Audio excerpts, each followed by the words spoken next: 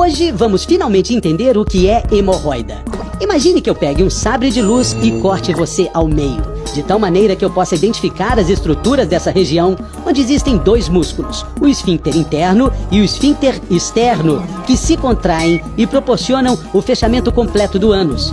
A natureza colocou nessa região 3 dilatações vasculares, que não são um vaso dilatado, mas um emaranhado de pequenos vasinhos que, quando o ânus se contrai, se apertam mutualmente, proporcionando uma boa vedação do canal anal. Entretanto, esses vasos foram desenhados para estar fora da área de alta pressão, ou seja, fora da área de contração da musculatura. Por isso, eles estão apoiados em um tecido de sustentação que os mantém nessa posição. Mas às vezes esse tecido pode falhar, especialmente quando há uma tendência genética, durante a gravidez, quando se carrega muito peso ou se faz muita força para ir ao banheiro. Com a falha desse tecido de sustentação, o vaso pode ir progressivamente caindo em direção a essa área de alta pressão e começa a sofrer a compressão crônica da musculatura.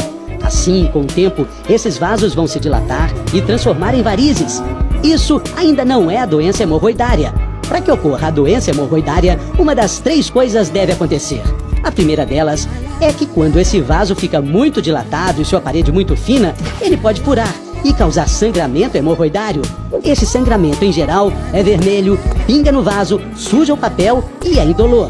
A segunda coisa que pode acontecer é que essa hemorroida pode ficar tão pendurada para fora que exterioriza a mucosa do reto, causando assim a umidade da pele, uma assadura naquela região, coceira e bastante desconforto, especialmente quando a pessoa comer alimentos condimentados, como a pimenta, por exemplo. Então, a pimenta não causa hemorroida, ela faz doer uma hemorroida que já estava lá. Isso tudo se chama prolapso hemorroidário.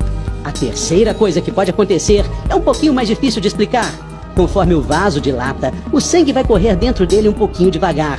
Mais ou menos como em um rio, que na parte mais estreita a água é mais rápida do que na parte mais larga, o remanso do rio, que corre mais devagar. Às vezes, o sangue vai correr tão devagar dentro desse vaso dilatado que uma célula do sangue vai se grudar na outra, fazendo uma coagulação dentro do vaso, o que a gente chama de trombose hemorroidária.